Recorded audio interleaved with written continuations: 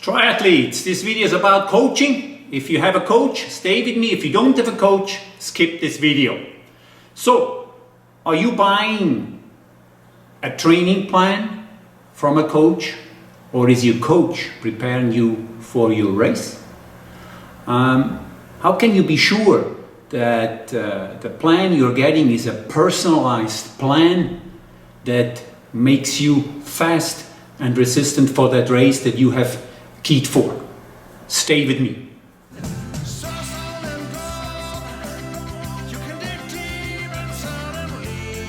So first of all, let's start with this. I mean, you must be very clear why you choose a coach. Okay, coaches cost money. It's an investment that you do, so you have to ask yourself, why, for what do I need a coach? Do I need general guidance? I don't know how much I train. Do I overdo it? I underdo it? Am I training efficient enough for my goal? Do I spend too much time on the bicycle? I don't know. So that could be a motivation. Or for example, you have a race number A and you want to really build up for that race and you just don't know how to taper, you don't know how to eat, you don't know how to pace yourself. So good idea, take a coach. Or you just need attention. You like to share your trainings, you're already at a very high level, you need a sparring partner. You need someone that you can share your feelings. You don't understand why that key training really triggers you really hard, or that or another training doesn't do nothing for you. So it's good to have a second opinion. You're the one that chooses. Okay. Or for example, you have a problem. You know, you can't eat on the bicycle. You suffer on the run. You have problems with the heat. You are fading away. You can't really peak. So, good advice to take a coach. Okay, so after that, I mean, again, how can you know that this plan is not a copy-paste from somewhere and your coach is giving the same plan to X hundred other athletes who have other strengths, other weaknesses? How can you find it out? So, for example, you can ask yourself a few questions. Is that goal clear? That you're going to work with a coach, is that goal clear? Are you tested towards that goal? Is there going to be a test 9 months prior to the race, 3 months prior to the race? Are you testing it with a field test? Are you doing pre-races that you can test that form that you build up with that coach? Or for example, you're preparing for a 70.3. How many times have you ridden 90K if you're a beginner? Okay, you get that plan, 1 hour cycling, that speed, this distance. But how many times have you ridden 90K straight at race pace? If you haven't done it 10 times before the race, how many times, if you prepare yourself for an Ironman, 180K, how many times have you been riding 180K? Just on race pace, whatever wattage that is. Really go at a nice speed, because isn't it that what you want to do on race day? Or you just do a training set with intervals and this and that and those. But on race day we need to ride 180K at that fat max speed, let's say, if possible, you know, and get a good time. So, or for example, you prepare yourself for Hawaii, for a hot race. Do you know your sodium usage? Do you know how much sweat you're using per hour? And have you tested that? Have you tested in the heat? You know, have you done open water swims in salt water without the wetsuit? So you see, kind of having a plan, preparing for a race starts to there's a gap. It's already gap starting. Okay. Or let's say you prepare for a cold triathlon, the Arctic Triple in Northern Europe, for example, is a triathlon where the water temperature will be about 12-13 degrees Celsius. Okay, so I have one athlete that prepared for this race, not for the full distance, but this man is actually swimming almost every third day in the lake here in Switzerland. At the moment we have like 11 degrees, it will go down to about 5 degrees and then come up again to 22 degrees in the summertime. But I'm trying to teach him, he doesn't need to really kill himself, but I'm trying to send him to this cold water and really have him try to swim his technique, even though he's really breathing very hard because he's scared to drown. So are you practicing this? Are you practicing cold water swimming? You know? So things that you need to really ask yourself. Are you really training for this race or just having a plan? So anyway, those plans, are you actually getting a plan every week, a new plan with an email, and everything is always different, so you really like, it's like entertainment, going to cinema, watching a movie, walking out, but at the end of the movie you just don't get the message. So how can you as an athlete find out that you are getting better if you get every week another training plan? I will never do it. My athletes train 4, 5, sometimes 6 weeks, every week on the same day, if possible, the same training, until they understand, until they feel, yes, I'm doing much better, until they really understand, yes, this wattage with this grade, I can do much better. And then I don't have to tell them, oh, you're much better, you're much better. They know it by themselves. And from that point, I slowly start to turn the bolts and try to trigger the athletes further towards the race. But I would never send any athlete, I have never done it, every week another training plan. I think it just doesn't work. It just doesn't work. You need to go for a period of time and look into specific areas that you really want to cover or improve with the athletes. I make you an example here on this plan here. So have a look. This is a plan for a age group athlete, mid-30s, female. The level is she can win international 70.3 races in her age group.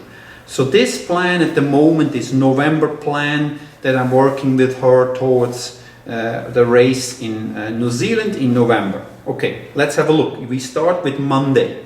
Okay, Monday I have strength training. I do 30 times 2 minutes with 250 watts. That's about 4 watts per kilo. 60 seconds rest, 40 to 50 cadence.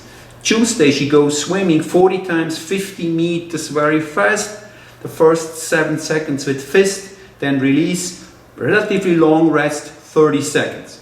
Tuesday over lunchtime she goes for running, easy run 14k, 5:25 minutes per k with 10 times 200, kind of a nice speed. On Wednesday is a track session. We do 200s, 400s, 600s, nice speed. We don't overdo it. It's still early in the season, but I like to open these legs, give them a long rest and do the repetition. Out of those legs, Thursday morning, 80 times 25 on the swim. Again, fist for the first 7 seconds, 15 seconds rest. After the swim, she goes on the home trainer, 4 minutes at 200 watts with a 45 cadence, 4 minutes with 160 watts at 115 cadence, no rest, 6 times through. So this is 6 times 8 minutes. Friday is free. Saturday we do the Seeboden Alp. It's a little hill. It's 550 meters vertical climb. She has a backpack on it where she has 8 kilo extra weight, and she rides this Seeboden Alp with a 40 cadence, very low cadence up the hill. The pulse should be sweet spot, so here I guide her with pulse just to see how efficient she will get with the same pulse, how fast, how much she can improve her time. Sunday morning concept 2, this is a repetition, 10 times 120 seconds, all out with 60 rest, and then we work on the fat spot, 30k run, very slow pace at 550 per kilometer. She cannot go higher than 130 pulse. And after that run, she needs to go to the home trainer, 60 minutes high cadence, and just clear everything out and get ready again. So this is a plan. For example, this plan surely indicates I'm working with her on strength. Okay, she doesn't have the strength at the moment. It's second year in a triathlon. Doesn't have really the strength, big engine, and I'm working on fat spot on the run. So those two areas we try to cover for the next 3-4 months, nothing in between. After this is done and I feel the strength is there, I will move in and get her more going on the speed and make her more fast and more efficient. Okay, so I mean, that's a big question. How can you find out by yourself if you're getting more efficient or not? If you do the same on the same conditions repetitively, and then you know the pulse, you know how you feel, and then you get a kind of a feedback how you do it. So again, the question is, are you tested? I mean, are you testing with the coach? Do you know your VLA max? Do you know your fat max? Do you know your anaerobic threshold? Do you know, all those parameters? Are you checking them? Is your coach asking you questions? Actually, is he really asking you questions? Do you see your coach? Yes. For me, I could never coach nobody if I don't see my athletes, if I don't smell my athletes, if I don't see them moving around. Best thing is we go together to training camp.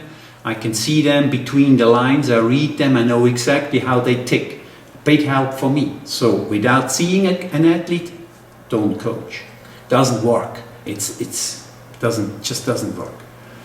And also an important point. It's always a thing of, do you speak the same language with this person? You know. So is your coach telling you how he likes the feedback, and how is this coordinated once a week per WhatsApp voice message, per email, or into the training text, into the homepage? How is this done? You know, how are you giving your coach feedback? I like to have voice messages, so on the email they can write me anything, they can cheat. If I hear a guy, hear a girl, how she's talking, I have a much deeper connection to the athlete and know exactly where they are. So it's also an important point. Also, just came to my mind, can you talk with her about CDA? Can you talk about blood samples, about ferritin, hemoglobin? Is there somebody there that gives you some guidance, you know? Because it's a big picture. I mean, if you're training very hard and your ferritin is very low, I mean, why you have a coach if he doesn't see that you're deficient on iron and you can't breathe, you can't perform anymore? So this must be included in the coaching. That's my opinion. Okay. Have you ever done a dark field blood analysis where you can really see the viruses, the germs, the toxic minerals that are in your body, the bacteria that is in your body? If you do this test, you can really wipe them out with some homeopathics or spagyric liquids that really help you have clean blood and therefore have a nice strength and VO2 max that is very high. So it's important that you clean out those toxic minerals, you know. So bottom line is you must know why you have a coach. You must know why you have a coach. Is that money spent well? Are you happy? I'm always asking my guys, hey, you spent that much for the last 6 months. Are you happy? Did you get what you want? If they say no, I have to find out why, you know. So, yeah. So, if I challenged your relationship to your coach and you don't like what I say, give me a thumbs down. If I triggered you in a positive way and you think, yeah, not too bad, I will ask my coach about that and that, give me thumbs up. Stay with me. Thanks, guys. Guys, thank you very much for watching my YouTube channel. This is my book, Triathlon Total. It has 30 chapters out of my 30 years experience as a triathlete. Thank you very much.